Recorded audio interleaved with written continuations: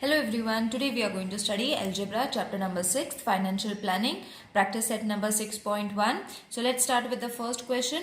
Alka spends 90% of the money that she receives every month and save rupees 120. How much money does she gets monthly? मतलब क्या है? Whatever she earns, she spends 90% of the money that she receives every month. मतलब जो भी उसका amount है, जो भी उसका पेमेंट है, उसमें से 90% वो खर्च कर देती है. She spends, okay, and saves rupees 120, and उसमें से जो 120 रुपीज है वो सेव करती है.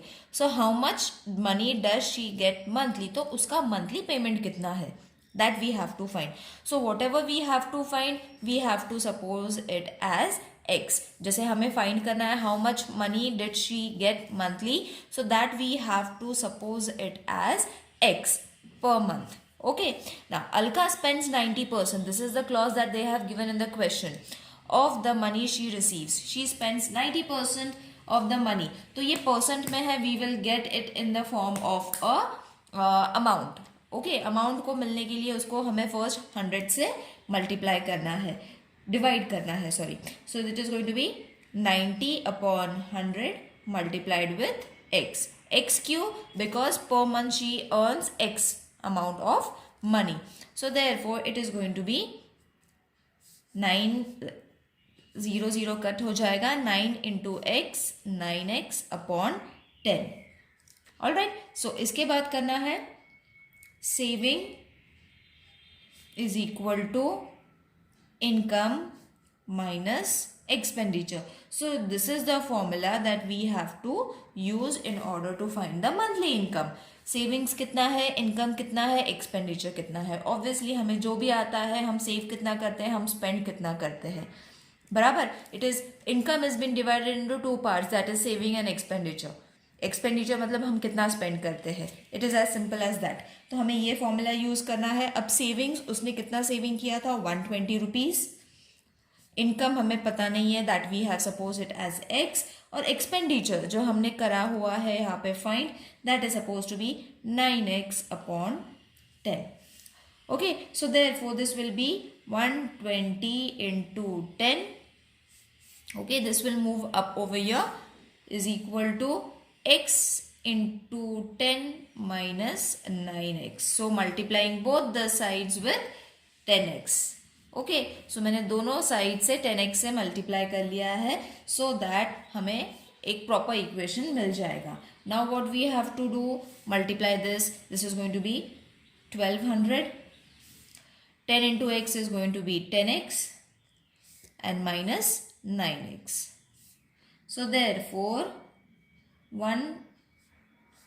this is going to be after subtraction, only x is going to remain. तो x तो हमें मिल गया, और x ही हमने सपोज करना था, that is the amount of rupees she receives every month. So she receives, Alka receives rupees 1200 per month. Now let's move on to the next question. Sumit borrowed a capital of rupees 50,000 to start a business of food goods. मतलब उसने कितने rupees लिए थे सुमित ने? Sumit borrowed rupees 50,000 to start a business of food products. Food products मतलब खाने वाली चीजें. In the first year he suffered a loss of 20%. तो फर्स्ट ईयर में उसने लॉस किया 20%. He invested the remaining capital in a new business of sweet mart and made a profit of 5%. So उसने new business start किया of sweet mart and made a profit of 5%. Got it. First year में उसने 50,000 जो invest किया था उसमें loss किया 20%. फिर जो भी अमाउंट बचा हुआ था उसमें से उसने न्यू बिजनेस स्टार्ट किया, दैट इज स्वीट मार्ट का, and that in that he received profit of 5%. Is the question clear to everyone? How much was his profit or loss on his original capital? तो अब हमें find करना है जो ये उसका कैपिटल है. कैपिटल मतलब पैसा जो उसने स्टार्टिंग में लगाया हुआ था, उस पर उसने प्रॉफिट किया है या लॉस किया है, that we have to find. Okay, so इसमें से फर्स्ट तो हम लिख लेंगे 20% loss on rupees 50,000, isn't it? 20% उसने लॉस किया 50,000. This is for your understanding that I have done the marking. You all need not do the marking. अब loss है तो ऑब्वियसली लॉस का फॉर्मूला हम लगाएंगे. Loss is equal to 20% of ₹50,000 which is suppose to be 20% है, इसीलिए 100 multiplied with 50,000. So this zero cut, and then 20 multiplied with 500, you are going to get a loss of ₹10,000. Obviously अगर हमें loss percentage में दिया हुआ है तो हमने उसको रुपीस में फाइंड कर लिया. मतलब उसने 50,000 में से 10,000 का लॉस किया हुआ है. Okay, so that we have to find the first year capital. उसके पास कितना बचा, मतलब फर्स्ट ईयर में उसने इन्वेस्ट भी किया एंड उसमें लॉस भी किया. So that is going to be original capital मतलब अपना 50,000 एंड लॉस जो हमने उसको रुपीस में कन्वर्ट कर लिया है that is 10,000. Okay, so this you all can do orally also, but in the sum it has been expected to solve, तो ये हमें solve कर लेना है. So अभी उसके पास बचा है 40,000. ये 40,000 में से उसने न्यू बिजनेस स्टार्ट किया of sweet mart in which he made a profit of 5%. अब प्रॉफिट का फॉर्मूला लगा लो. So here you all have to write Sumit invested second business में, okay, invested ₹40,000 in Sweet Mart. All right, in which he made 5% profit. तो 5% profit मतलब कितना पैसा?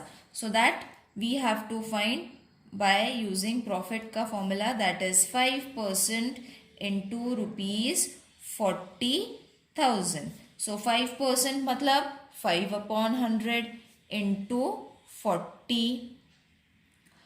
So ये cut 5 into 400 will give you ₹2,000. Okay, so अब उसने क्या किया है, उसके हाथ में कितने पैसे बचे हुए हैं. तो पहले के जो उसका फर्स्ट बिजनेस था उसमें उसने 40,000 उसके पास बचे हुए थे, isn't it? The remaining amount after the loss of 20% बचे थे 40,000.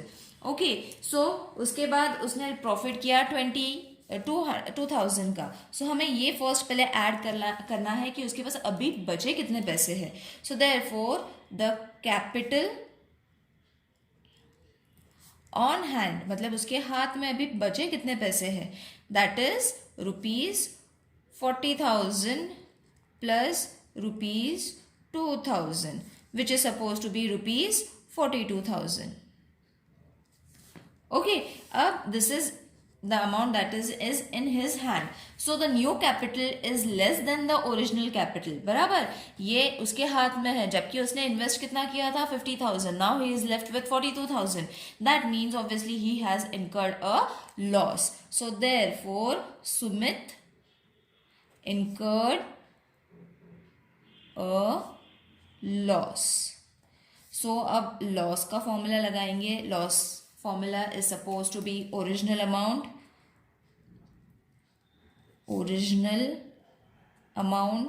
or investment also you all can write, and amount in hand, or you all can even write original capital and capital in hand. Any of the two words are applicable over here. So पहले उसका original amount था 50,000, then it is left with 42,000. So उसका loss हो चुका है ₹8,000 का. Okay, so he has made a 8,000 loss, ₹8,000 loss. Now we have to convert this into percentage. So percentage loss is equal to loss upon original. This is the formula. Original, capital or investment or amount, anything you all can write. So therefore loss कितना है 8,000 upon capital कितना था 50,000 into 100। तो ये zero cut, ये zero cut, ये दो zero cut, ये दो जीरो कट, 5 1 जा 5, 5 1 जा 5, 5 1 जा 5, 6 7 8, 5 6 जा 30। सो देयरफॉर हमारे पास बच गया है, इसका आंसर है 16। Okay, so 16% loss. Sumit incurred 16% loss.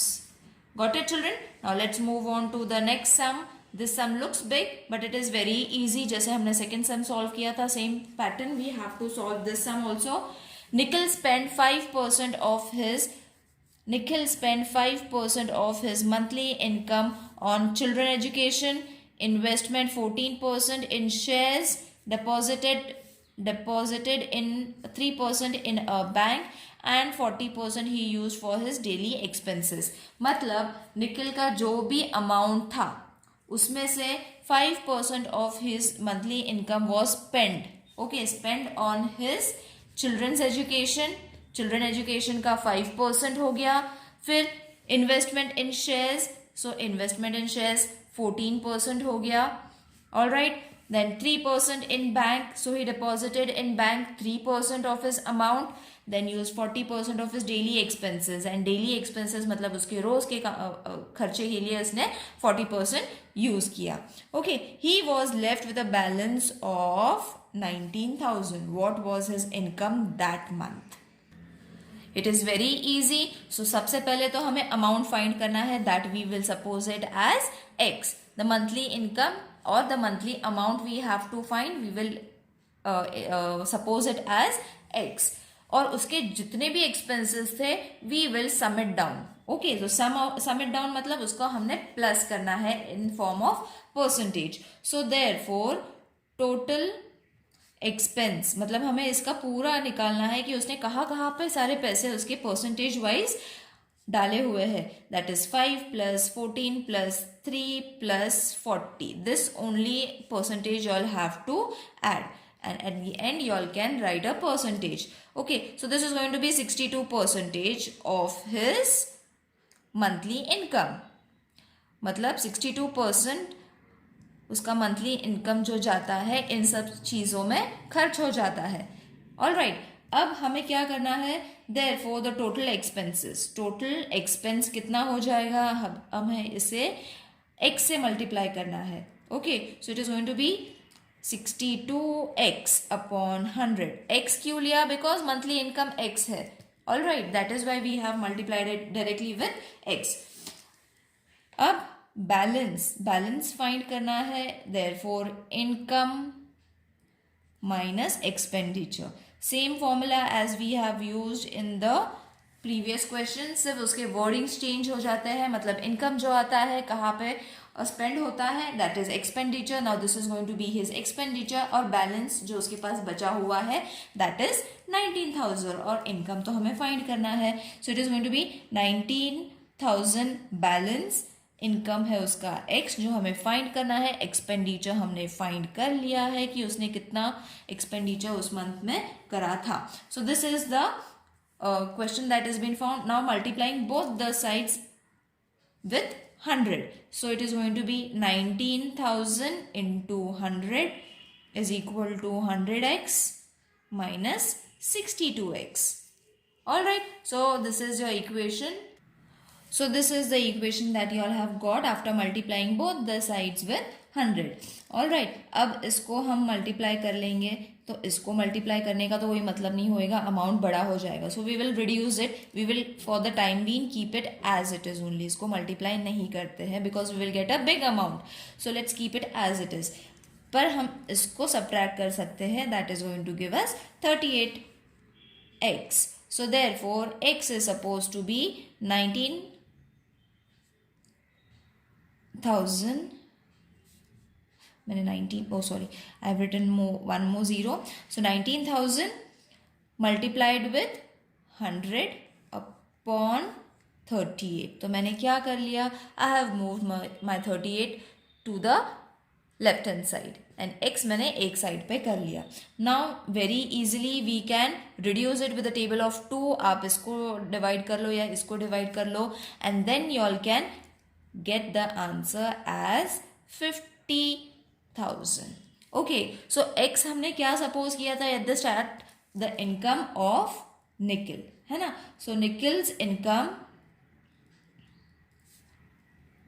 Nikhil's monthly income we will write. Monthly income is rupees 50,000. Now question number 4 and 5 I will be solving in the next video. Till then take care. Bye.